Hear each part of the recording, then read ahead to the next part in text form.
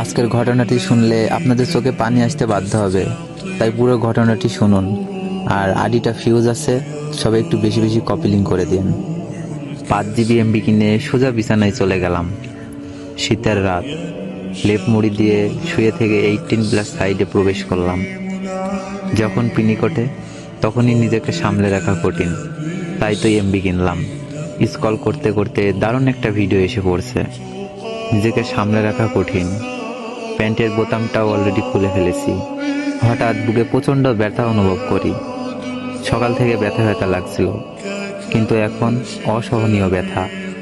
বুক চেপে ধরে কিছুক্ষণ বসে থাকলাম, তারপর আর বসে থাকতে না পেরে পড়ে গেলাম বিছানাতেই। পড়ে যাওয়ার খুব জোরে একটা আওয়াজ হলো, কারণ পাশের টেবিলে থাকা ফুলদানিটা হাতে লেগে নিচে পড়ে গেল।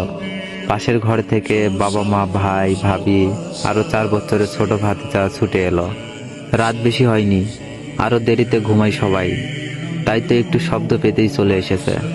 মা আমার মুখ দেখে উত্তেজিত হয়ে জিজ্ঞেস করলো কি হয়েছে, কিন্তু আমি কিছু বলতে পারছি না।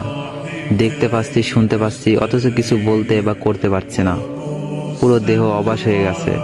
মা হঠাৎ তড়িৎ গতিতে একবার হাত আর একবার পাতে হাত দিয়ে দেখলেন, তারপর কয়েকবার ঝাঁকালেন জোরে। বলছিলেন কথা বল বাবা, কথা বল, কিন্তু আমি তো কিছুই বলতে পারছি না। বাবাও পাশে ধপাস করে বসে পড়লেন। ভাইয়ের চোখ দিয়েও পানি পড়ছে। আমি কিছুই বুঝতে পারছিলাম না। আমার 4 বছরের ভাতিজা যখন আমার হাত ধরে বলল, চাচ্চু কথা বলো, কি হয়েছে তোমার, তখন ওকে উত্তর দিতে খুব মন চাইছিল, কিন্তু কিছুই বলতে পারলাম না। হঠাৎ বাবা বলে উঠলেন, ঈশান তুই আমাদের ছেড়ে কিভাবে চলে গেলি?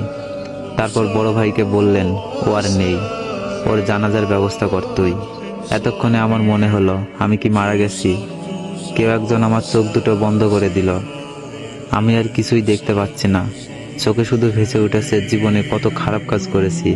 বুকটা কেঁপে উঠছে বারবার। এত পাপের হিসাব কিভাবে দেব? যদি আর কিছু সময় পেতাম, কিন্তু সেটা ভেবে তো আর লাভ নেই। কিছুক্ষণ পর আমার জানাজা হলো, অতঃপর কয়েকজন ধরে কবরে রেখে দিল। কোনোদিন অন্ধকারে ভয় হয়নি, কিন্তু আজ বড্ড ভয় লাগছে। চিৎকার করে বলতে চাইছিলাম, আমাকে একা রেখে যেও না এখানে, আমার খুব ভয় করছে, কিন্তু সেটা আর হলো না।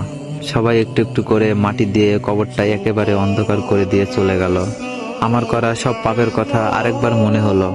খাটের নিচে মোবাইলটাও পড়ে গেছে, সাইডে ঢোকা অবস্থায় হয়তো পড়ে আছে। আল্লাহ আমাদের বোঝার তৌফিক দান করুন, আমিন।